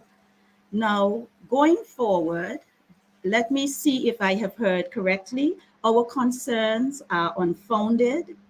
There is nothing to fear, and there's everything to gain from signing the Samoa Agreement. At the end of the day, we are a democratic society. At the end of the day, we have chosen governments in all of our countries. And at the end of the day, the government will do what the government wants to do. However, there are citizens, and our Charter of Barbados in Article 2 talks about involvement, civic engagement, and where you have citizens like myself who are coming in from a particular perspective in a very serious way and saying, be cautious. It is disrespectful, it is rude to speak of them as being merely hysterical. All we are asking, and it doesn't only apply to COVID, where we act with an abundance of caution. All we are asking Caribbean governments to do as mature governments. We have been independent now in Barbados for 57 years, and we are still very, very dependent on certain things. All we are asking for, let us put ourselves first. Let us look towards the long-term sustainable development of the region. Let us have a conversation about this gender ideology that seems to be embedded in the Samoa Agreement. And let us first and foremost decide what we are doing, what we want as a Caribbean region, and let us boldly, as equal partners, say this to the European Union. We are asking for nothing more or nothing less. And I think And on that that we have note, every right yes. to ask that. Yes, we will quickly. We have to get to our next segment. Unfortunately, we lost Dr. Fletcher, but we'll be getting to to Joe Stanley there for a second segment. But I want to give you two esteemed panelists an opportunity for some closing comments before we take our final break of the day and get to Joe Stanley, who has been waiting in the wind. I owe her a spot of tea on my next visit to England. But let me get to let me get to the MP, MP Hinkson from Barbados for some closing comments, sir. Dr. Keelan, I thank you for this opportunity here to participate in this discussion. In fact, when you first contacted me, I told you that I was not going to come on and just engage myself. I wanted someone of the which is the spirit of our program, because we want to be able to ventilate all sides. Yes. So I wanted someone of the caliber of Dr. Veronica to be able to engage in. Dr. Veronica, I respect your views. You're essentially saying too that the Barbados government perhaps hasn't ventilated this agreement as much as it has. I can tell you, I have spoken previously on it. A time I came back from Europe from a meeting, and I believe, you know, the Foreign Affairs Ministry has said that it would be best to debate the agreement in Parliament as well, to give it wider circulation and publicity, and I look forward to that. I really do, because I see nothing untoward or anything in the agreement to hide on it. As I said, Dr. Veronica, I'm happy to have engaged you here today. I believe that I have your telephone number now from one of the emails that we were both copied into. I'm going to take your number, ma'am. Is it a WhatsApp number? Is your WhatsApp number on there? Yes, it is. I will WhatsApp you my number, ma'am. I look forward to that. And this is me as a politician.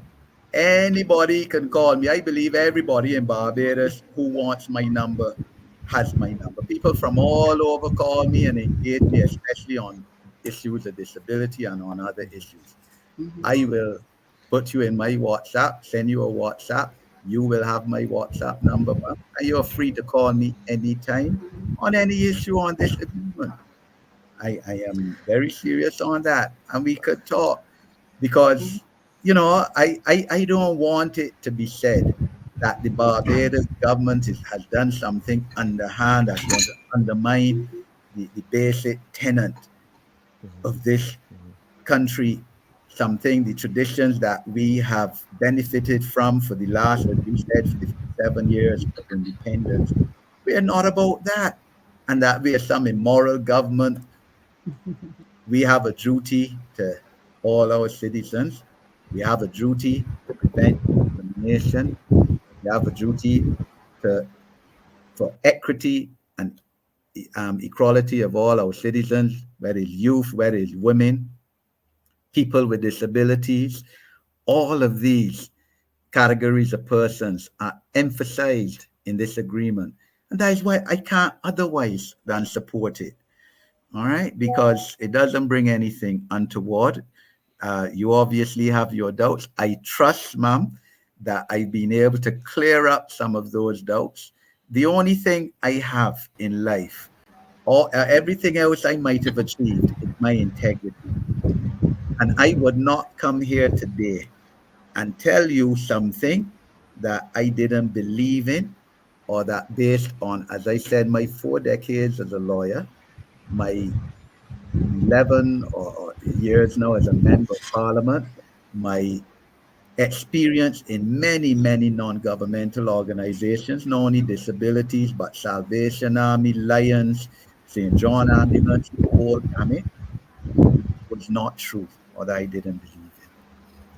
But I invite you to keep in touch with me, ma'am. If you have any issues, you will have my WhatsApp number, ma'am, which is absolutely my number. You contact me, ma'am. I'm serious. Yes. All right. Absolutely. As I said, I was disappointed when somebody sent me a Facebook message from somebody who obviously agrees with you. Given,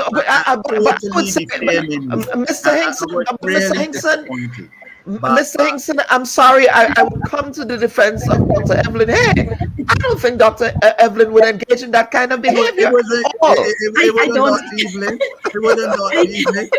It was someone who, in fact, went to the same school as me, a few years ahead of me, and I really and truly was shocked. They went to Harrison's College. I mean, you know, they ought not to be bringing the reputation of Harrison's College into disrepute.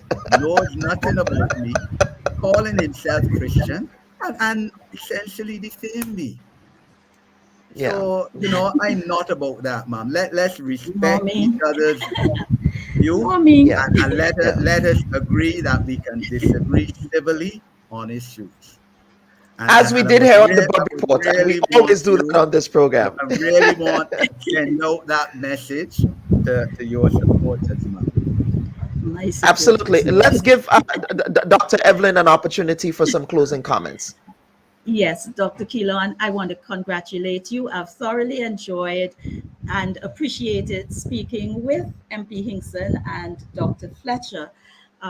Let me just say, this is not very, very important, but I don't even do the Facebook thing. You would hardly find me on Facebook with all of this chat. I don't, because I looked for you on Facebook and I didn't find you there. What I would like to say is that we are a family. We are a Barbadian family and we are a Caribbean family. Tongue and teeth will have words, but at the end of the day, there is something that unites us, something that binds us. I like to think of it as the long-term, sustainable, holistic development of the region, and let us not do anything that endangers it. And for me, from my perspective, the Samoa Agreement endangers it. And from other person's perspective, it doesn't. Now, I love malt and milk. If somebody asked, what's your favorite drink in the world? I would say a cold glass of malt and milk. So if somebody came to me and offered me a cold glass of malt and milk, and I put it to my head, but just before I drank it, they said, hey, we put in a teaspoon of gramoxone, I would put it down. I wouldn't care that it was malt and milk. I would tell them, give me a different glass with malt and milk. And there's a lot that is right with the Samoa Agreement, poverty eradication, trade and investment, all kinds of everything. But there is also that little bit of poison which can kill us. Let's not commit regional suicide. Let us not be fooled into being slow poisoned. And that is my perspective. And it comes as a Christian as well.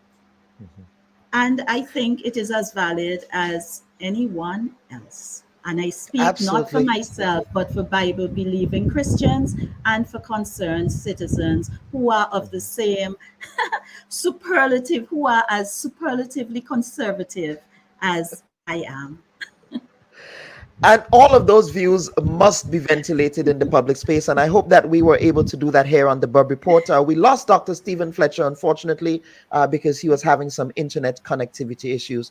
But viewers and listeners, I do hope that this program was able to rise above the noise that has been happening over the last few weeks in Grenada, and not only in Grenada, in Jamaica, in Barbados, and that we were able to have a dispassionate conversation, and that you would leave this conversation much more educated and much more informed from all perspectives. So, Mr. Hinkson and Dr. Evelyn, rest assured, I will be calling on you to esteemed Caribbean citizens in the future on topics of relevance to our development. So thank you again. Viewers and listeners, what we will do now is that we will take a quick break. We'll take a quick break and come back with Joe Stanley, who is going to tell us about William Brown. William Brown, who is a very interesting history as a cross-dressing sailor on a British Royal Navy ship on the HMS Queen Charlotte. So please stand by. We'll be right back after this word. Should your loved ones pass on, they deserve to be treated with dignity. And at S.A. Johnson Funeral Home, we can provide you with that service. We can take you every step of the way during your sorrowful moments. When that need arises, call S.A. Johnson Funeral Home at 347-777-9797. That's 347-777-9797. S.A. Johnson Funeral Home is a Caribbean family-owned funeral home here in Brooklyn, providing funeral services, but in a dignified way. From cremation to burial to the repatriation of your loved ones, you don't have to go through the hassle, as we provide exceptional service that allows you to mourn and heal peacefully. For more information, visit our website, www.sajohnsonfuneral.org. Send us an email at sajfuneral@aol.com or call 347-777-9797. S.A. Johnson Funeral Home, because you deserve to be treated with dignity. Don't go there. You are a technocrat. I mean, you can speak to whether or not it was appropriate or inappropriate for that to occur. Would you have done that as a permanent secretary? Politicians get the information from wherever source that they can. That's going to be the extent of your answer. Yeah. Don't go there. There's a lot of noise around the data protection bill that, in my respectful view, is not warranted. I was one of those making noise, and it's simply because I was concerned about that specific section 33. Don't go there. Are you going to be offering yourself up as political leader of the party? I see you've called me here for much more than diplomatic passports. I don't mind that. Don't go there. What is the relationship like between you and your leader, Dr. Mitchell, your boss, Dr. Mitchell? I'm not sure how to explain how to answer this question at this time. I prefer not to answer. Don't go there. They said that you approached the bank for the loan before the election and that it only materialized after the election. There are also conflicting reports around the quantity of monies that were received. What is the reality here? People try to extort the truth and to make all kinds of things about it. I just stay quiet. So if you notice, I was really and truly quiet about the whole matter. Well, except with not with the New Today newspaper. The New Today newspaper reported on this, so I'm not sure you were quiet on this. Go ahead, Honorable. Go ahead. Well, I'm just trying to answer your question, right? Don't go there. I think we just spoke at length about the regularization framework. So yes, we did. But let us talk, Prime Minister. Let us talk about the workers who are dismissed. The Bubb Report. We go there. Viewers and listeners, welcome back to the final segment of the program. Now, at 5 feet 4 inches, William Brown was perhaps on the slightly small side for a sailor. He worked aboard the HMS Queen Charlotte, a towering warship used by the British Royal Navy across Europe. William was said to possess a smart, well-formed figure and boasted considerable strength and great activity. He was also known for deftly sailing the ship's rigging and steering the vessel through shallow waters, newspaper reports has claimed. But the 26-year-old's life at sea was brought to an abrupt end when the young man's true identity was revealed in 1815. William Brown, it emerged, was a woman. And here to tell us about the story of this Grenadian sailor is Joe Stanley, a creative historian who works with the maritime industry, museums, television, theater, social media, universities, and in the community. Women who went to sea, whose travels transformed their lives forever, are her special area of expertise. She's currently attached to the Blades Maritime Center at the University of Hull in the UK. Joe Stanley, welcome to the Bubb Report, and thank you for being so extremely patient with us. But certainly, when one of my friends in England sent me that link, and credit to Nicole Belfon for sending me that Metro UK link, it jumped out at me. It really jumped out at me. And I said, you know what? I have to invite Joe Stanley. This invitation was a long time in coming, but I'm glad you were able to make it to the Bubb Report. So welcome. Thank you very much. Lovely to be here, Callan. And actually lovely to sit in on the program beforehand and see the hibiscus and the palm trees waving in the background. It's snowing here in Yorkshire. Yeah. It is. So you're in Yorkshire. So let us, big picture before we get into William Brown, talk to us about, because I find your area of research very fascinating and very important. You offer a gendered lens on maritime history, because anytime we think about maritime history, we never think about the role that women play in maritime history. So talk to us about that work. Yeah. Women didn't play a huge role, but they did play a role. So some were extraordinary creatures like William Brown, who cross-dressed. She was quite exceptional. There was less than 100 known women who cross-dressed, but also women were on ships as wives of officers, and they were wearing dresses. They were even involved in battles, and they helped prepare the gunpowder and heal the wounded. So actually, women have been on ships for quite a long time, but just undersung and under-recognised. But William was special. She was the only Grenadian we know of, and she was the only black woman to do this in the British Royal Navy. Talk to us about the genesis of William at that time. 1815, of course, you know, the slave, that was the period of slavery. How did a black woman who cross-dressed as a man make it on a Royal Navy ship in the first place? Yeah, this is a really big question, isn't it? I'm assuming that her parents had been enslaved in West Africa, maybe Senegambia, where a lot of people who ended up in Grenada came from. So I think her parents or grandparents would have come to Grenada, and then perhaps she would have been caught up with Navy ships, perhaps as an assistant nurse in a hospital, perhaps as a laundress for the ship's crews, perhaps as a sex industry worker. So she may well have been in St. George's, seeing ships, thinking, I fancy being on one of those, and so somehow managed to get a place on that.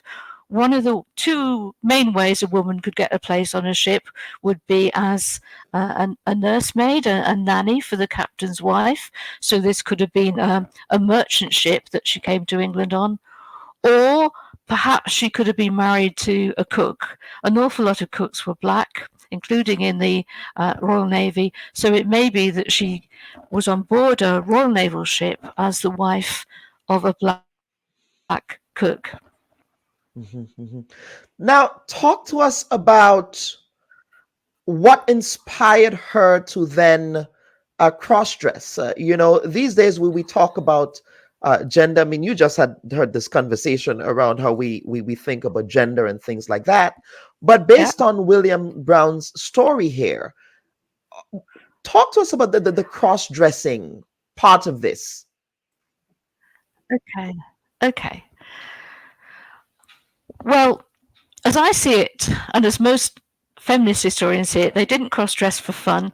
They did it because they wanted an opportunity that wasn't available to women.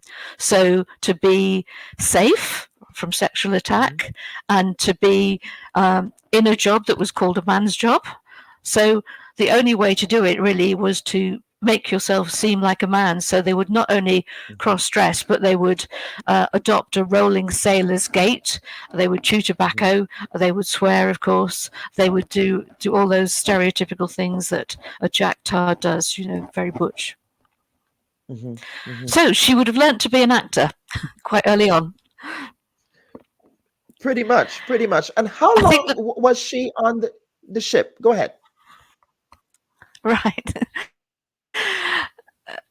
This is an interesting area of mystery here. There are two William Browns that we know of, and the William Brown who initially came to our attention in a book called Female Tars sounded like she'd been on naval ships since at least 1804, and she'd become a foretop man, which means the kind of foreman of the upper part of the foremost deck on a ship. But it seems from looking at the records that this actually was another William Brown. This was a Scottish guy, probably from Edinburgh, who was much older than her, who was 34. She was only 23, 26, something like that. So, sorry, go back to your question. So there are two William Browns. We don't think that she was this experienced William Brown. Yeah. So what we think she was is that she was a woman who was just briefly on that ship from the 23rd of May, 1815, to the 19th of June, 1815. So that's the idea, really, that she was only on a ship briefly.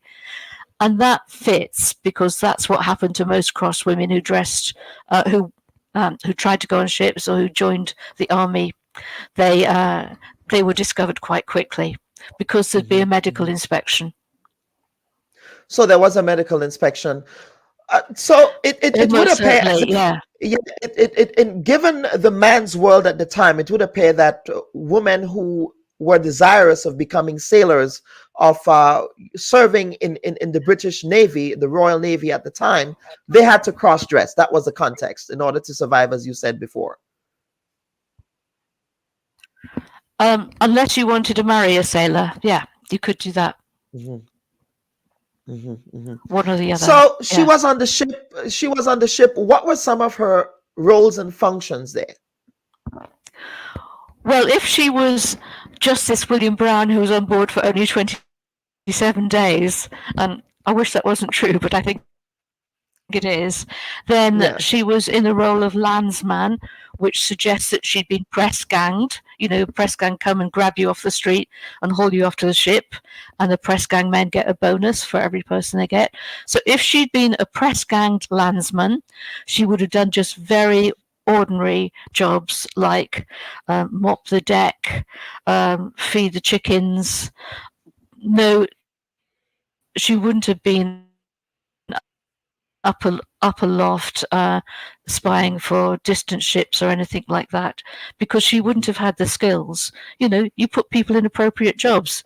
If she hasn't done anything on a ship before, then you've got to give her jobs where she can't jobs where they can't do any harm. Absolutely. So how was she eventually discovered? What does the literature and the history say about that part of it? Is it through the medical inspection, or? I'm afraid it doesn't. It doesn't say anything like that, but stories of other women, it does say it's a medical inspection. So sometimes that's a routine medical inspection that you'd get on entry to a job. You know, all recruits were inspected, but the women who were discovered after being on ship for months, it was normally if they'd been injured, and then the surgeon would have to undo their shirt, and then he would espy their breasts, and then he'd look a bit further and see the rest too. So he'd realize that this was a man, not a woman. So there's no record of how Winnie was discovered. There's just 3 lines in the column. I've seen the muster books. So there's big ledger, lots of columns, and one column is reason for dismissal, and it's being a female. That's what's said. Being a female. What were the penalties for these women who? So we don't know if it was high drama. Nothing.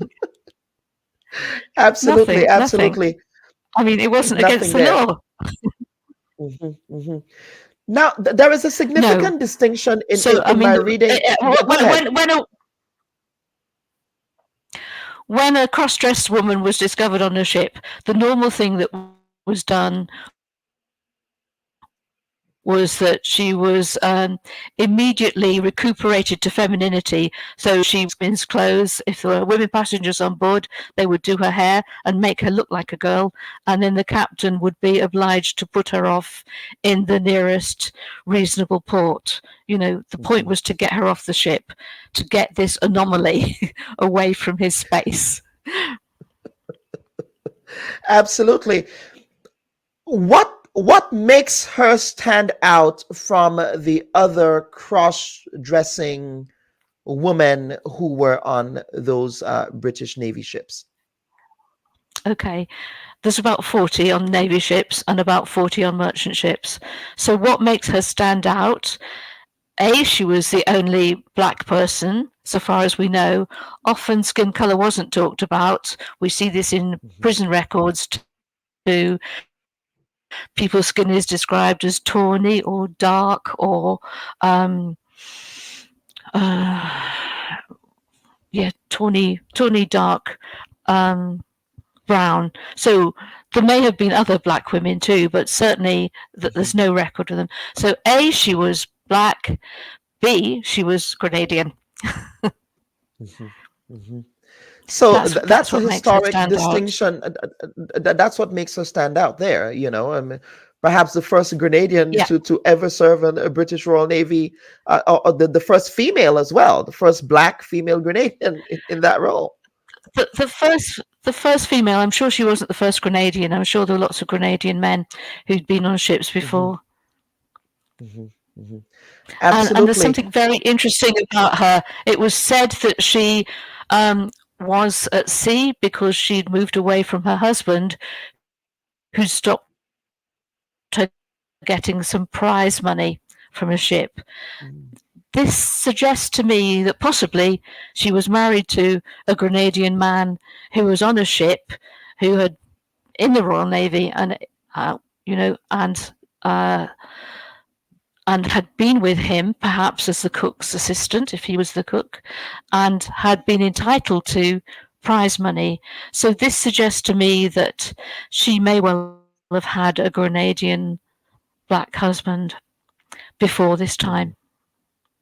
And she may have come to England with him on another ship. This is so fascinating. This research really stood out to me. Is there anything in this conversation that I might have missed that you want to add for our viewers? I think I'd like to mention somebody she was a little bit similar to, if I may, and that who was the first woman to circumnavigate the globe. She did this in the 1760s with de Bougainville's expedition to Brazil in Patagonia, and she was allowed to sail on ship because she was cross-dressed, but she was a botanist, and she was the assistant of the botanist who was her lover. So she was allowed to be a woman on ship because she was so essential to this man, and he does call her his beast of burden because he was a bit wonky at some point and he needed her to carry things. So Jean Barrette is a bit similar to William Brown, but she wasn't illicit. She was there with most people's knowledge, and she was actually sharing the cabin that the captain had vacated in order that she and Commerçant, her botanist lover, could have a cabin with a private toilet.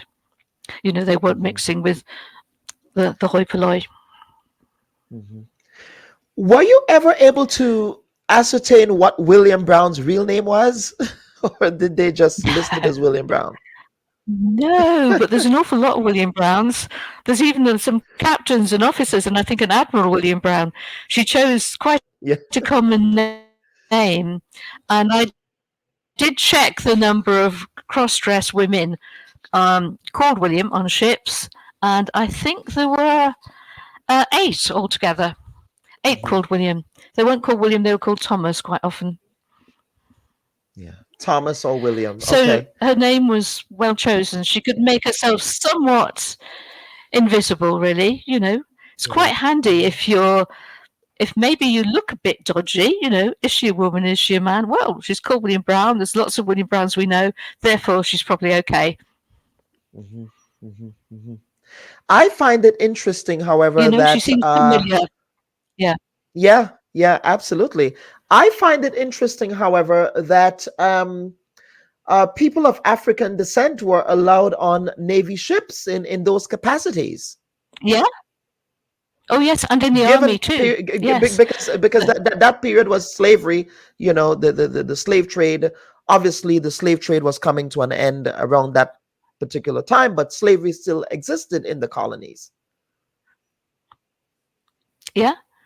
No, there were a lot of black people from the Caribbean on ships, and that was not least because in the Napoleonic Wars, you needed every hand to the pump. You really needed a lot of people, so people were taken up quite readily, even if they might not have been considered in another period. And so black men were particularly cooks, but had other roles too.